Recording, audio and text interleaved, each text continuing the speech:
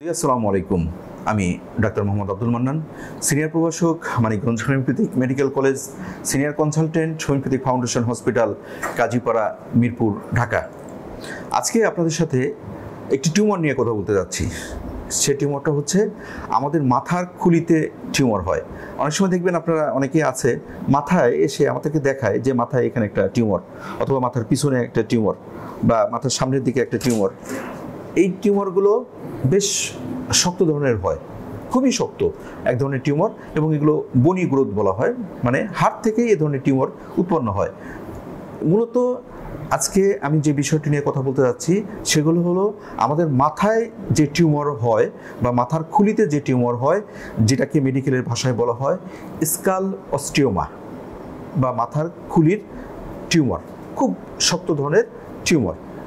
এই যে টিউমারগুলো, এই টিউমারগুলো কেন হতে পারে বা কেন হয়, এগুলোর বৈশিষ্ট্য বা নেচার বা ক্যারেক্টারিস্টিক্সটা কেমন, প্রকৃতি কেমন, এবং পরিশেষে হোমিওপ্যাথিতে এর কী চিকিৎসা রয়েছে, এই বিষয়টা নিয়ে খুবই সংক্ষিপ্তভাবে আমি কয়েকটি কথা বলতে যাচ্ছি। এই যে টিউমারগুলো হয়, এই টিউমারগুলোরও কিন্তু কারণ অজানা, এক্সাক্ট কজ ইজ আননোন, অর্থাৎ মানে মূল কারণ কি এটা অজানা। তবে আমরা দেখেছি যে আঘাতজনিত কারণে, ট্রমেটিক যে কজ, আঘাতজনিত কারণে এটা হতে পারে, অথবা জেনেটিক্যালি বা বংশগতভাবেও এটা হতে পারে, জেনেটিক মিউটেশন বলা হয়, এটা হতে পারে। এই দুটোই মূলত প্রধান কারণ এ ধরনের টিউমার উৎপন্নের ক্ষেত্রে। এখন এ ধরনের টিউমারের নেচার কি? এ ধরনের টিউমারগুলো বেশ শক্ত হয়ে থাকে, যেহেতু হাড় দিয়ে তৈরি, এগুলো বেশ শক্ত হয়। তারপরে এগুলো সাধারণত নন ক্যান্সারাস, বিনাইন টাইপের টিউমার বলা হয়।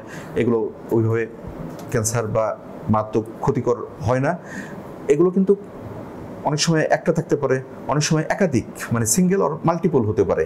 অনেক সময় দেখা যাচ্ছে যে মাথার এদিকে একটা, এদিকে একটা, এদিকে একটা, আবার অনেক সময় একটা থাকে। এগুলো সাইজ ভেরিয়েশন হয়, কখনো এটা ছোট থাকে, কখনো এটা বেশ বড় থাকে, এবং দেখা যাচ্ছে যে এগুলো ধরলে ওভাল শেপড, মানে গোলাকৃতি বা রাউন্ড শেপড, এরকম আমরা পেয়ে থাকি।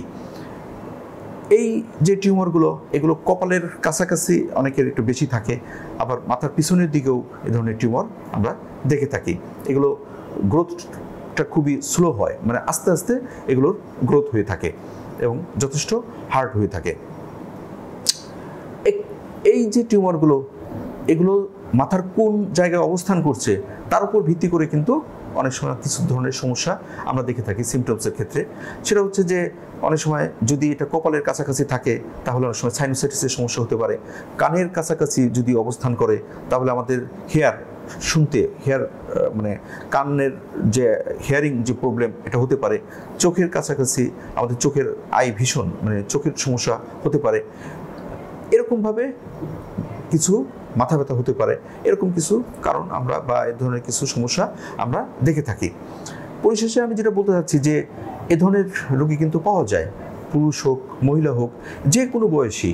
দেখা যাচ্ছে কি তাদের এই মাথায় এরকম শক্ত শক্ত দানা দানা বা শক্ত শক্ত ছোট বড় টিউমার রয়েছে, একটা বা সিঙ্গেল। আমরা এ ধরনের রোগী পাই, এবং হোমিওপ্যাথিতে এ ধরনের রোগীদের কিন্তু চিকিৎসা রয়েছে।